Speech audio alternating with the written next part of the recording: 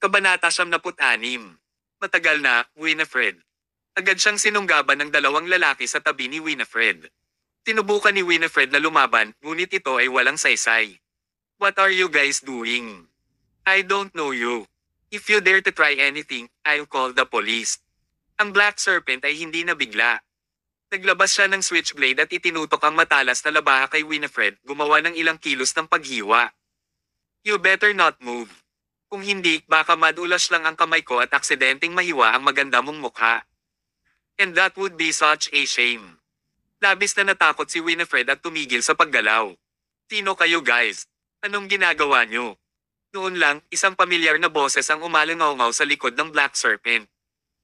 Winifred Zia, ano sa tingin mo ang gusto nila? Natural na nandito sila para turuan ng mahalagang leksyon ang isang tulad mo. Sa likod ng lalaki, ang isang kulang-kulang na bihis na si Hillary ay bumangon na naglakad sa kanyang mataas na takong. Napasandal siya sa katawan ng Black Serpent na parang ahas at sinabing, Brother Serpent, kailangan mong turuan ako ng magandang aral sa babaeng ito. Hayaan mo siyang matikman ang buhay na impyerno. Umisi si Black Serpent at marahang pinisil ang pribadong bahagi ng katawan ni Hillary, dahilan para mapaungol ang huli. Kuya Serpent, ang sama mo. Haha, and women like bad boys. Don't worry, baby. Ang ipinangako ni Kuya Serpent ay matutupad talaga. Pagkasabi nito, inis ka ng Black Serpent si Winifred. Ang napakagandang kagandahan ay nagpalunok sa kanya at natuyo ang kanyang bibig. How gorgeous. You. Don't you dare. Hillary White, pinakawalan nakita kahapon. Bakit mo pa ako ginugulo? Naging madilim ang ekspresyon ni Hillary. Tulad ng kasabihan, ang isang leopardo ay hindi nagbabago ng kanyang mga batik. Paano ang isang babaeng tulad ni Hillary ay sumuko ng napakabilis pagkatapos ng maraming pagkawala kahapon? Pagkatapos niyang umalis sa Michelin Star na restaurant, ginamit ni Hillary ang kanyang sariling mga pamamaraan upang mahanap ang mafia boss ng rehiyon, ang Black Serpent. Pagkatapos ay kinulam niya ang Black Serpent sa pamamagitan ng paglilingkod sa kanya gamit ang kanyang karaniwang mga panlilinlang. Ngayon, dinala niya siya dito para maghayganti kay Winifred. Sampal. Tinampal ng malakas ni Hillary si Winifred sa kanyang pisngi na may makamandag na ekspresyon. Winifred Zia, how dare you say you've let me go yesterday? Do you have any idea kung gaano karaming hirap ang dinanas ko sa Italy? Sa ilang salita lang galing sa'yo kahapon, lahat ng effort na iyon ay nasayang. May foundation na wasak ng husto, at ang lahat ng ito ay ginagawa mo. Si Hillary White ay isang replika ni Iris Zia. Dinala ito ni Hillary sa kanyang sarili na nagdulot ng malaking pinsala kay Winifred sa proseso. Kahapon, ipinakita ni Winifred ang kanyang kabaitan at hindi naghiganti sa kanya. Ngunit ngayon, hindi lamang tumanggi si Hillary na magpasalamat, sa halip ay gumamit pa siya ng ganoong panlilinlang upang hambog si Winifred. Masyadong kasuklam-suklam ang babaeng ito. Kuya Serpent, gusto kong maranasan ng babaeng ito ang buhay na impyerno. Napangisi si Black Serpent habang papalapit kay Winifred, hakbang-hakbang. Idiniin niya ang switchblade sa dibdib ni Winifred habang ang isa niyang kamay ay nakaklamp sa baba niya. Nakakamsmerize itong mukha at katawan na ito. Haha, ilayo mo siya. Nagsimula na namang magpumigla si Winifred. Gayunpaman, kahit anong pilit niya, walang saysay na lumaban ang isang marupok na babaeng tulad niya. Sa isang iglap, nakaramdam ng kawalan ng pag-asa si Winifred habang si Hillary ay malamig na nakatitig sa may masamang ekspresyon. Winifred Zia, sinira mo ang pundasyon ko, sinira ang kinabukasan ko. Kaya hindi, sisirain ko ang buhay mo. Nang pilit ng kakalagkarin ng mga lalaki si Winifred papasok sa sasakyan, isang kapansin-pansing isang sports car ang lumitaw, papunta sa kanilang direksyon. Huminto ang sasakyan at lumitaw ang isang matangkad, gwapong lalaki, nakasuot ng branded na damit na may dalang marangal na aura. Tumigil ka nga dyan. Ang ganda ng boses niya, parang singer. Kahit na ito ay malambing, ang boses ay may kahangahangang tono. Sa isang iglap, napalingon ang lahat sa lalaking iyon. Nang makita ni Winifred ang taong ito, para siyang tinamaan ng kidlat. Tumayo siya, tulala. Sino ka? Mind your own business. Lumapit si Black Serpent sa lalaki, nakasimangot. Ako si Black Serpent. Ang underground boss ng... Bam! Bago pa matapos ang Black Serpent ay sinampal siya ng malakas ng lalaki. Malakas ang sampal na ito na naging dahilan para madapa pabalik si Black Serpent. Nagalit si Black Serpent. Itinaas niya ang switchblade sa kanyang kamay habang ang kanyang mga tauhan ay napapikit na rin sa agresibong galit. Huwag kang masyadong maangas dahil lang sa pagmamaneho mo ng sports car. You have some nerve. Kung hindi kita lampoin ngayon, hindi Black Serpent ang pangalan ko. Ang grupo ng mga lalaki ay sumugod. Gayunpaman, ang may-ari ng sports car ay dahan-daang naglagay ng kamay sa kanyang bulsa bago kumuha ng business card. Nang makita ang pangalan ng card, ang switchblade sa kamay ni Black Serpent ay bumagsak sa lupa na may kalabog. Kasunod ng isang kalabog, napaluhod si Black Serpent habang ang kanyang mga tagasunod ay nagsimulang lumuhod. Young Master Hill, I'm sorry. I'm really sorry. Please forgive me, please forgive me. Isang name card lang ang maaaring magpaluhod at humingi ng awa sa tinaguriang King of the Underground na ito. Talagang kahanga-hanga ang background ng lalaking ito. Pinandilatan ng lalaki ang Black Serpent at malamig na sinabi, umalis ka sa aking paningin sa loob ng 3 segundo. Kung hindi, mawawalan ka ng mga paa. Na parang nakaligtas lang sa kanyang buhay, agad na nagpasalamat si Black Serpent sa lalaki bago tumakbo palayo, iniwan ang kanilang sasakyan. Labis na natulala si Hillary. Blanco ang isip niya ng ilang segundo bago niya naalala ang sarili. Ito ay hindi isang kaso ng pagliligtas sa isang dalagang nasa pagkabalisa, hindi ba? Ang lalaking ito ay mukhang hindi lalampas sa 30. Marahil ito ay ang kanyang hitsura, o marahil ito ay ang kanyang kayamanan, ngunit si Hillary ay agad na naakit. Itinuwid ni Hillary ang kanyang likod, hindi na mamalaya na ipinakita ang pinakasensual na bahagi niya habang nagsasalita, "My good sir, sa unang tingin, sa totoo lang. Sampal." Pero bago pa matapos magsalita si Hillary ay isang mahigpit na sampal ang ibinigay sa kanya ng lalaki. Agad na nagkurba ang ilong ni Hillary sa isang awkward na hugis na katungo sa kanyang tainga. Bukod doon, pati cheekbones niya ay parang na-dislocate. Tinapin ni Hillary ang baluktot niyang mukha at tumili na parang nakakita ng multo.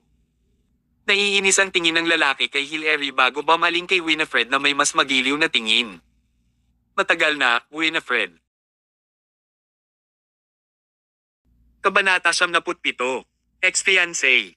Sa isang iglap, samot-saring emosyon ang pumasok sa isip ni Winifred. Nagkaroon ng gulat, takot, kaguluhan, at pagkalito.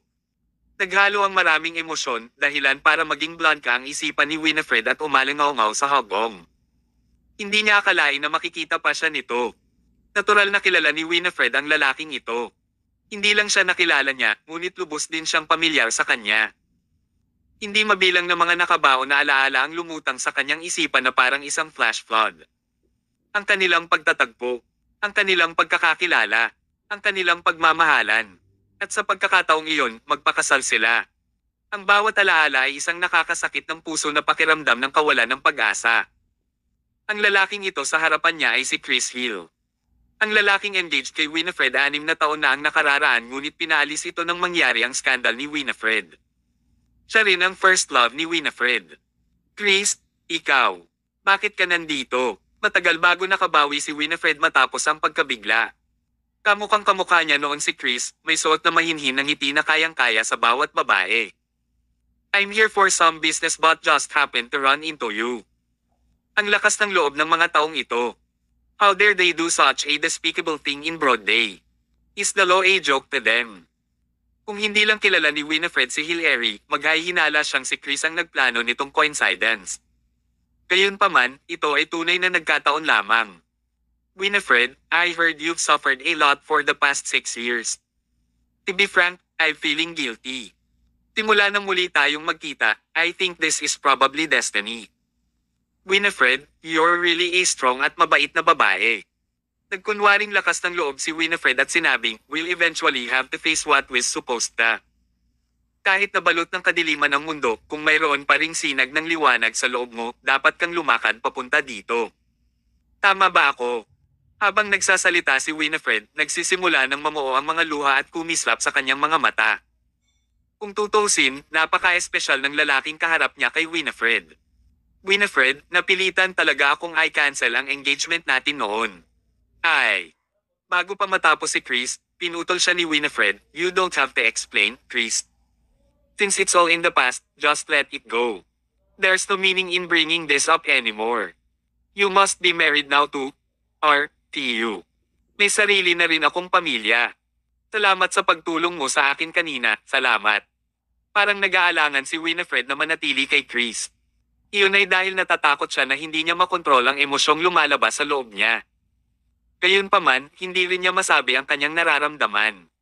Ang alam niya lang ay may bahagyang kalungkutan ang bumabalot sa bawat parte ng kanyang katawan. Winifred, birthday ko bukas, and I'm hosting a party at my house. Marami sa mga darating ay mabubuting kaibigan ko at karamihan sa kanila ay kakilala mo.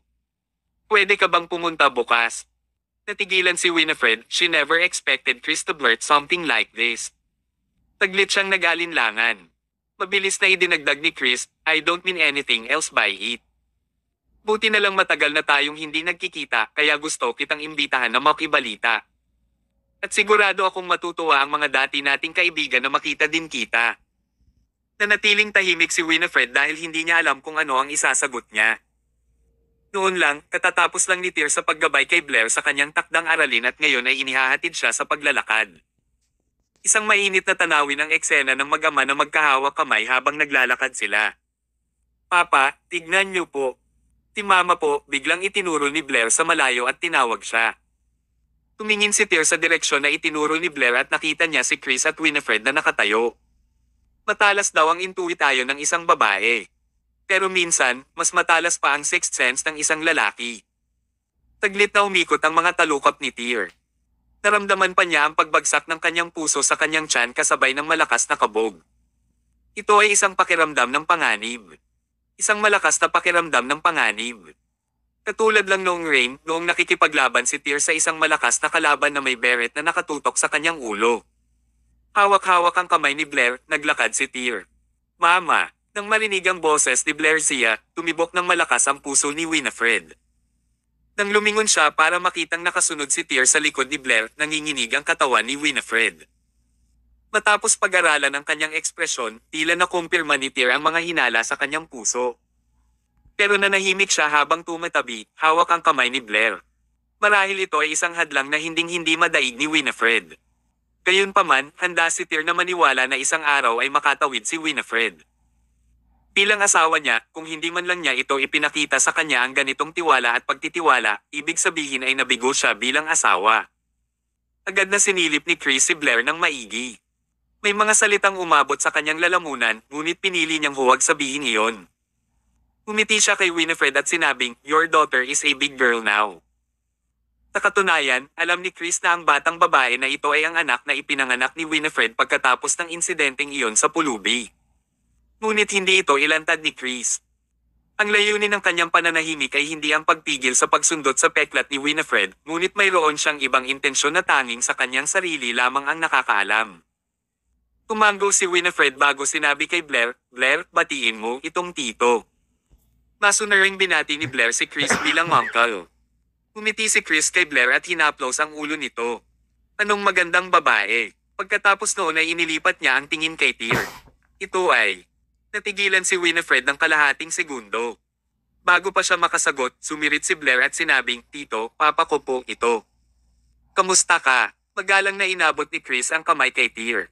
My name is Chris Hill. Winifred's friend. Inabot din ni Tyr ang kamay niya. How do you do? My name is Tyr Summers. Winifred's husband. Pinitawan ni Chris ang kamay niya at iniskan si Tyr pataas baba bago makahulog ang sinabi, Winifred is a nice girl. I hope you will treat her well. Sagot ni Tyr, alam na alam ko kung paano pakitunguhan ang aking asawa, mahal. Sa ilang simpleng pangungusap, naging awkward na agad ang kapaligiran. Ilang sandali, walang nagsalita sa mga matatanda. Ang maliwanag, bilog na obsidian gem-like na mga mata ni Blair ay kumikislap habang pabalik-balik ang tingin niya sa pagitan ng tatlong matanda. Mama, nagluto na po ng hapunan si Lola at hinihintay po namin kayong umuwi. Gutom na po si Blair. Pinasag ng mga salita ni Blair ang awkward na katahimikan at mabilis siyang binuhat ni Winifred. Sige, Blair. Uwi na tayo at kumain na tayo ng hapunan. Kabanata 78. Ang Hill Family ng Con City. Hindi nagabala sina Winifred at Tear sa peking courtesy para imbitahan si Chris sa bahay para maghapunan. Ang bait-bait ni Chris na itinaboy pagkatapos magpaalam. Habang pauwi ang pamilya ng tatlo, tahimik lang si Tear nang hindi nagtatanong. Kawakas, si Winifred ang hindi napigilan.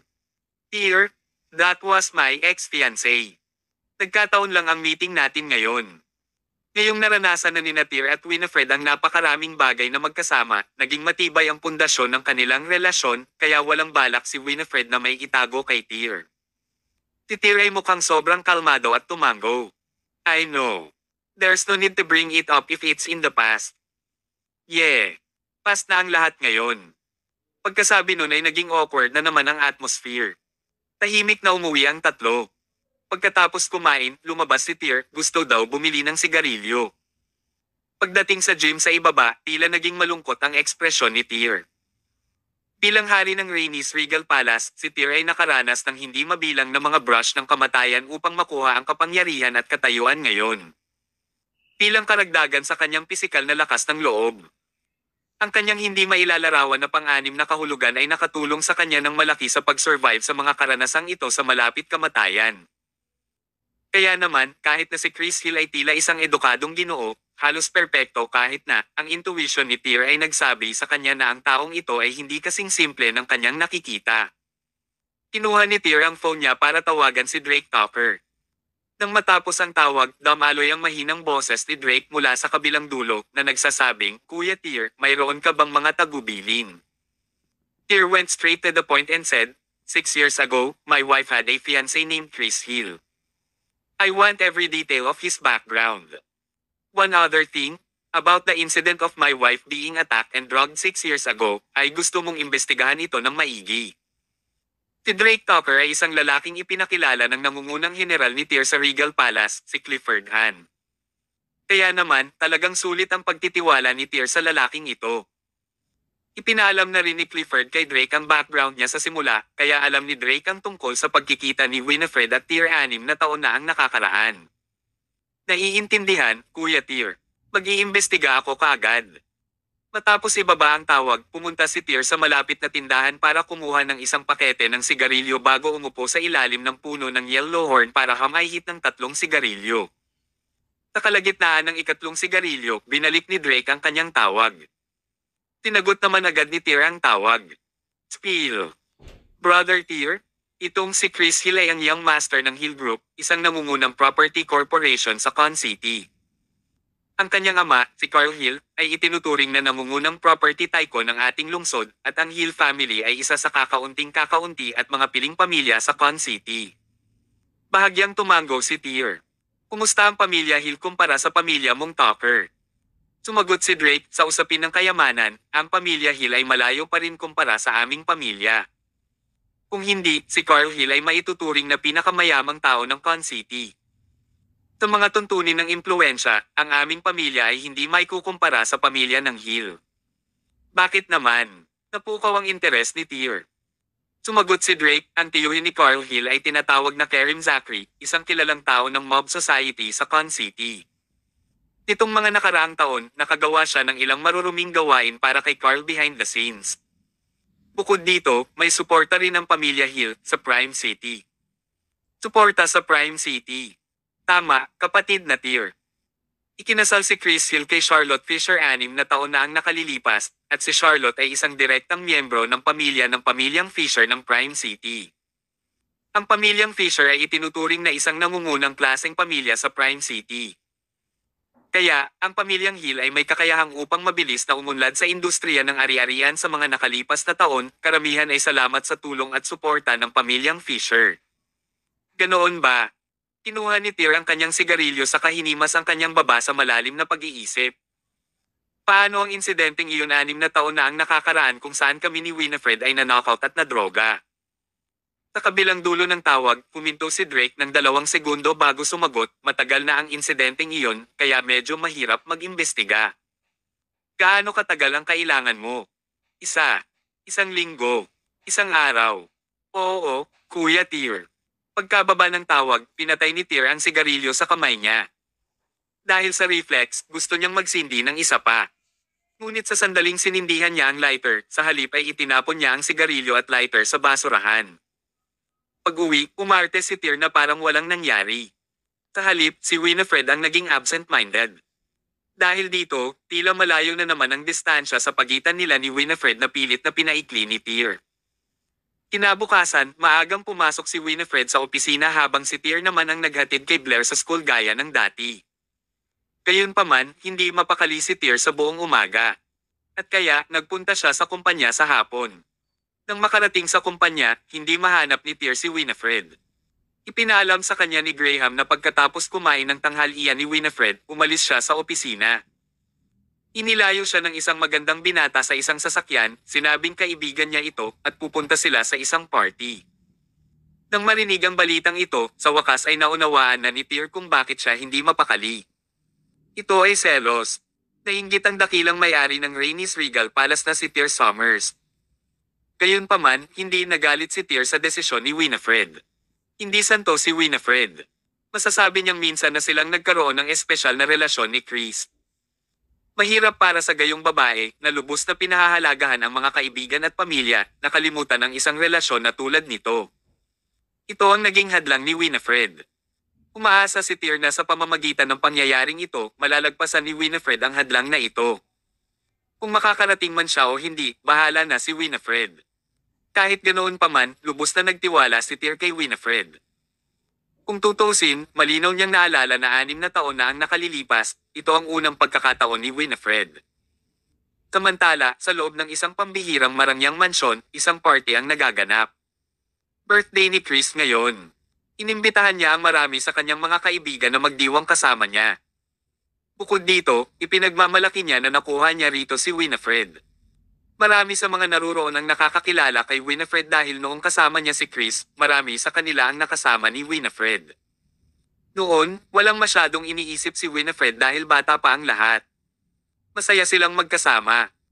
Gayunpaman, habang pinagmamasdan ni Winifred ang mga taong ito na namumuhay ng marangyang buhay sa harap ng kanyang mga mata, saglit doon, nakaramdam siya ng ganap na wala sa lugar. Dati na siyang pamilyar sa lugar na ito, ngunit ang lahat ay kakaiba na ngayon. Kabanata 79. Maaari ba tayong magsimulang muli? Bilang isang first-rate na young master sa Con City, tiyak na magiging maranya at maluho ang birthday party ni Chris. Ang venue ay pinalamutian na parang cocktail party. Ang daming tao ay tulad ng dati, bawat isa sa kanila ay isang young master o binibini mula sa mayayamang pamilya, ginugugol ang kanilang mga araw sa karangyan. Ang mga taong ito ay umiinom ng red wine habang tinatalakay ang iba't ibang branded luxury cars ng walang pag-iingat. Habang umaagos ang musika, inilipat nila ang kanilang mga katawan sa musika ng dance floor, sadyang nagpapasaya sa kanilang buhay at kabataan. Umupo si Winifred sa isang sulok, may hawak na dessert sa kamay. Iyon ang pinakamagandang French dessert, ngunit nahihirapan si Winifred na lunukan. Marahil ay dahil sa 6 na taong karanasan na iyon ang naging mature ni Winifred. Siya ay tumitingin sa mundo ng makatotohanan ngayon habang ang mga taong ito ay katulad ng mga sayan nila noon. Ang kanilang mundo ay napuno lamang ng karangyan. Kung tapat siya, ayaw ni Winifred dito. Ayaw niyang makipag-ugnayan kay Chris.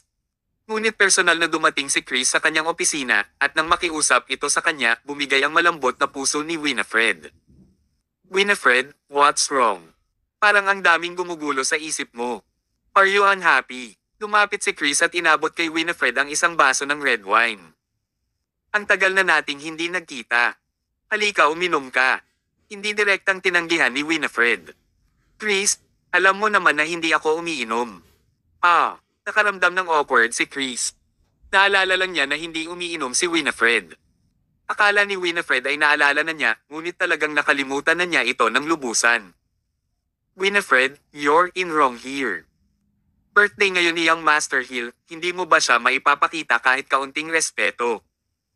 Sa sandaling iyon, isang nakaistilong at marangyang bihis na babae na kapareho ng edad ni Winifred ang lumapit. May bakas ng dissatisfaction sa tono niya. Tinawag na Tina Lopez ang babaeng ito. Nakilala na siya ni Winifred noon pero hindi sila magkasundo. Noon, in love si Tina kay Chris, pero si Chris ay nauwi kay Winifred. Mula noon, itinuring na ni Tina si Winifred bilang isang karibal sa pag-ibig at patuloy na nagpapahirap sa kanya. Gayunpaman, pagkatapos na ipagpaliban ni Chris at Winifred ang kanilang pakikipag-ugnayan, hindi pa rin nakakasama ni Tina si Chris. Ito ay dahil pinakasalan ni Chris ang batang miss ng pamilyang Fisher sa Prime City, si Charlotte Fisher. Tumangala si Winifred kay Tina at sinabing, "I really can't drink." Anong pinagpapanggap mo? Umuso si Tina sa panghahamak. Sa isang iglap, nagkukumpulan ng mga tao at nagyaya kay Winifred na mag-toast kasama si Chris. Tutal, birthday ni Chris ngayon. Bilang isang panauhin, ang isa ay inaasahang magpakita ng kahit gaanong paggalang. Lahat, tumahimik. Napatingin si Chris sa mga tao. Dahil hindi nakakainom si Winifred, hindi namin siya pipilitin. Agad na tumahimik ang karamihan. It was obvious that Chris was an important figure to these people. Sa halip ay bamantong hininga si Tina. Young Master Hill, 6 na taon na ang nakalipas, bakit napaka-protective mo pa rin sa kanya? Inggit na inggit ako. May mga tao na hindi alam kung gaano sila kaswert. Ito ay isang pagtrato na hindi natin makukuha kahit sa ating panaginip. Tinapunan ng tingin ni Chris si Tina bago sinabihan si Winifred, "Winifred, dahil hindi ka naman makakainom, pwede naman tayong maghiwa-hiwalay ng cake, di ba? Birthday ko ngayon, at gusto kitang i-cut ng birthday cake." Kumalabog ang puso ni Winifred. Pagputol ng birthday cake ni Chris kasama niya. Ano ang ibig niyang sabihin dito? Nang makitang tumahimik si Winifred, nagsimula na namang magbiro si Tina at ang karamihan. "I say, oh great Miss Cie, if you won't drink, fine. Personal na iniimbitahan ka ngayon ni Young Master Hill na maghiwa ng birthday cake kasama niya at hindi ka pa rin magpapakita ng respeto sa kanya. Bakit ka ba nagkakaganito?" Halatang awkward si Winifred. Hindi niya ito kasamang babae, kaya bakit kailangan niyang i-cut ang birthday cake ni Chris kasama niya? Nalilito na siya sa gagawin, hinawakan ni Chris ang kamay niya. "Let's go over there, Winifred. Nakalimutan mo ba siguro na bukod sa birthday ko ngayon, may isa pang espesyal na okasyon? I will give you a surprise later." Parang robot na hinayla ni Chris si Winifred. Noon lang, isang magandang pinalamutian na cake ang itinulak palabas ng mga kasambahay ng mansyon. Pinaliwanagan ng mga paputok ang kalangitan sa paligid ng gusali at tumingin si Chris kay Winifred na may maamong ngiti. "Winifred, sabay na tayong maghiwa ng cake." Nalilito si Winifred sa gagawin pero nahawakan na ni Chris ang kamay niya habang kinukuha nila ang kutsilyo para putulin ang cake. Parang aksyon ito ng mag-asawa. Sa ibaba nila, umalangaw-ngaw ang dumadagandong na palakpakan at tagay. Marami pa nga ang nagsimulang magwala, ngunit tanging mga mata lang ni Tina ang puno ng selos at galit. Nang makarating ang kutsilyo sa ilalim, isang napakagandang kahon ng alahas ang lumitaw sa base. Nang makita niya ang kahon ng alahas na ito, pakiramdam ni Winifred ay para siyang tinamaan ng kidlat. Nakita na niya ang jewelry box na ito dati. 6 na taon na ang nakalilipas, nang magpakasal siya kay Chris, ginamit niya ang kahon ng alahas na ito para hawakan ang singsing na diamante para sa kanya. Biglang natauhan si Winifred. Hindi lang birthday ni Chris ngayon. 6 na taon na ang nakararaan, sa kaarawan din ni Chris na sila ay magkatipan. Kaya ngayon ay itinuring ang kanyang engagement anniversary kay Chris. Gayunpaman, noon, pagkatapos nilang magpakasal sa loob ng 1 buwan, nangyari ang insidenteng iyon kay Winifred. Nakansela ang engagement at matapos ibalik ni Winifred ang diamond ring kay Chris, hindi na sila nag-contact. Ngayon, 6 na taon na ang lumipas, ikinasal na si Chris kay Charlotte habang si Winifred ay nagkaroon na ng Blair at Tear. Hindi na sila nakatadhana para sa isa't isa.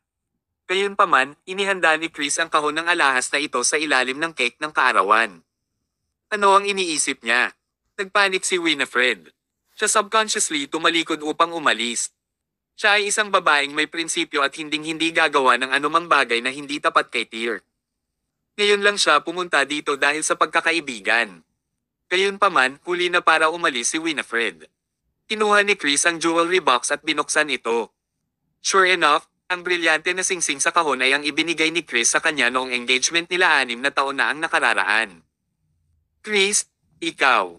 Chech. Inilagay ni Chris ang isang daliri sa kanyang labi at gumawa ng shushing gesture. "Winifred, huwag kang magsalita." Pagkatapos noon, maingat niyang kinuha ang diamond ring sa jewelry box, balak niyang isuot kay Winifred. Winifred, after 6 years, hindi pa rin kita makakalimutan. Can we start over again? Kabanata 100. Magpakita ng ilang paggalang. Boom!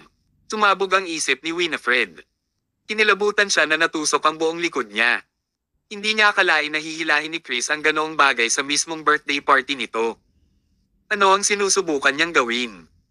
Sa sandaling iyon, ang unang magandang impresyon ni Winifred para kay Chris ay nawala ng walang bakas. Tinimulan niyang makita itong mapagkunwari at kasuklam-suklam pa nga. Si Chris ay may asawa na, at si Winifred ay ina na ngayon ng isang 5 taong gulang na anak. How dare he ask to start over with her? Ganyan ba kasaya paglaruan ang emosyon ni Winifred? Tila hindi napansin ni Chris ang pagbabago sa puso ni Winifred. Nakangiti pa rin siya habang nagtatanong, pwede ba tayo, Winifred? I wasn't able to forget you in these 6 years at all. Noon, napilitan lang akong tanggalin ang engagement with you.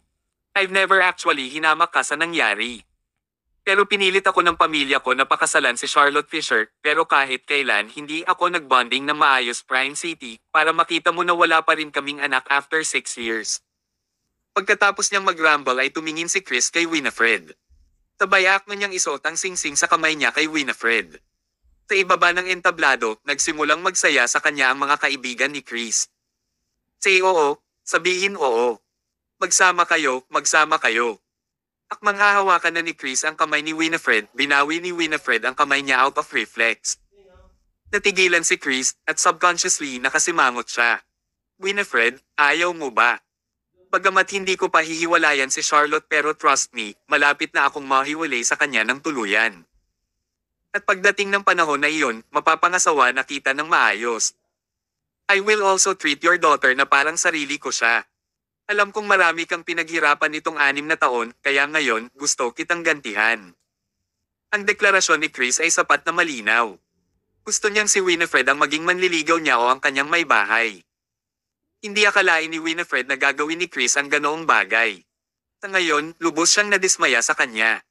Winifred, papayag ka ba? Puno pa rin ng pag-asa ang ekspresyon ni Chris. Para sa kanya, walang dahilan para tanggihan ni Winifred ang kanyang proposal. Gayunpaman, napatulala siya sa sagot ni Winifred. I'm sorry, Chris. Hindi na pwede sa atin. Hindi ko kayang sirain ang kasal nyo, at sana may respeto mo ako sa hindi pagsira sa pamilya ko. Pagkasabi nun, huminga ng malalim si Winifred bago naglakad palayo. Natahimik ng ilang segundo ang venue bago nagkaroon ng commotion. Tinanggihan lang ba niya? Talagang tinanggihan ni Winifred ang proposal ni Chris noong birthday party niya at sa harap mismo ng lahat ng kaibigan niya. Tinanggihan niya siya. Para sa mga taong ito, walang duda si Chris Hill ang pinakamagaling na mayamang young master ng Con City. Siya ay mayaman, maamo, at pambihirang gwapo. Walang babaeng makalaban sa proposal ni Chris, pero sa harap ng mga mata nila, tinanggihan siya ni Winifred. Sa anong batayan? Malinaw na hindi inaasahan ni Chris ang pagtanggi mula kay Winifred. Bakas ng bangis at lamig ang hindi sinasadyang lumitaw sa kanyang mga mata. Gayunpaman, nagpa siya si Winifred na umalis sa lugar na ito. Dahil wala siyang ideya kung ano ang mangyayari kung patuloy siyang mananatili, ngunit bago siya makarating sa pasukan, hinarang siya ni Tina at ng ilan pang mayamang young masters. Mapanuksong tumingin si Tina kay Winifred at malamig na sinabi. Winifred Zia, bagamat magkaribal tayo sa pag-ibig at lohikal na pagsasalita, dapat akong maging masaya na tinanggihan mo si Young Master Hill, ngunit sa totoo lang galit na galit ako ngayon. Sino ka sa tingin mo? Ano karapatan mo bang tanggihan si Young Master Hill? Natigilan si Winifred. Hindi makapaniwalang tumitig siya kay Tina. Anong ibig mong sabihin ito? Bakit hindi ko kayang tanggihan si Chris? Wala ba akong karapatang pumili para sa sarili ko? Mangyaring gumawa ng paraan. Naging malamig na rin ang tono ni Winifred. Umisi si Tina. Wow, natuto ka ng magpalabas, Winifred. Alam ng lahat ang tungkol sa kasuklam-suklam mong pangyayari 6 na taon na ang nakakaraan at nanganak ka pa ng hindi kilala ang ama. Siguradong marami kang pinaghirapan sa maliit na iyon. At sa pamilya Zia sa nakalipas na 6 na taon, hindi mo ba nabalitaan na nagpakasal ka sa isang pulubi kamakailan lang na hindi kayang ikumpara ng ating dakilang Young Master Hill sa isang pulubi? Pumango ng matinding galit sa puso ni Winifred. Tinaman niya ng tingin si Terna. Kung sino ang mapapangasawa ko ay negosyo ko, wala kang masabi. At si Blair ay hindi mabait. Ang kanyang ama ay si Tier Summers at nagbalik na siya. Hindi niya kailangang ikumpara kahit kanino, kaya magpakita ng respeto kapag ikaw ay magsalita. Hindi inaasahan ni Tina na si Winifred na dating magalang sa lahat ay magiging napakatigas ngayon. Bilang isang mayamang binibini, hindi maraming tao ang nangahas na magsalita sa kanya ng ganoong paraan. Winifred Zie, bibigyan kita ng 30 million para maging manliligaw ni Young Master Hill. Kung hindi, magsisisi ka. Natigilan si Winifred. Tila tumatawa ang ibang tao sa paligid habang nakatingin kay Winifred. Si Chris naman, walang pakialam na nanonood siya. Nang makita kung paano siya hindi kailanman lumapit upang pigilan ito ay malinaw na ipinakita na hindi siya nag-iisip ng negatibo sa mga aksyon ni Tina. Marahil, pumayag na siya sa ugali ni Tina o may posibilidad pa na siya ang mag-ayos nito. Tina Lopez, please huwag mong hiyain ang pagkatao ko. Sa halip ay mapilit si Tina habang tumatawa. Hindi pa ba sapat ang 30 million? Magtatapon pa ako ng 10 milyon, paano na? Naisip ba ni Tina na si Winifred ay isang kalapitang mababa ang lipad sa palengke na maaari niyang makipag-ayos sa presyo? Nang maramdaman ni Winifred na nasa loob siya ng yungib ng mga tigre, hindi na makatakas, biglang sumulpot ang taong nasa isip niya kanina. Para siyang anghel na tagapag-alaga na lumalabas sa tuwing kailangan siya nito. Pumasok si Tier sa pinto at binigyan ng isang mahigpit na sampal si Tina Lopez. Napakalakas ng sampal na ito kaya napaatras si Tina. Nang bumagsak siya sa lupa, niluwa ni Tina ang isang subo ng dugo. Nabalot ng pin drop na katahimikan ng venue. Nakatitig ang lahat kay Tier na may pagtataka at nalilitong mga tingin, hindi maintindihan kung saan nanggaling ang lalaking ito. Masakit at mabangis ang ekspresyon ni Tina. Puno ng galit ang titig niya habang nakatingin kay Tier. Sino ka? How dare you hit me? Tinandilatan ni Tier si Tina, inilantad ang kanyang hangarin sa pagpatay. My name is Tier Summers. Asawa ni Winifred. Ito ang unang babala ko sa iyo. Sa susunod na ipahiya mo ulit ang asawa ko, pupunitin ko ang labi mo at babaliin ko ang mga binti mo.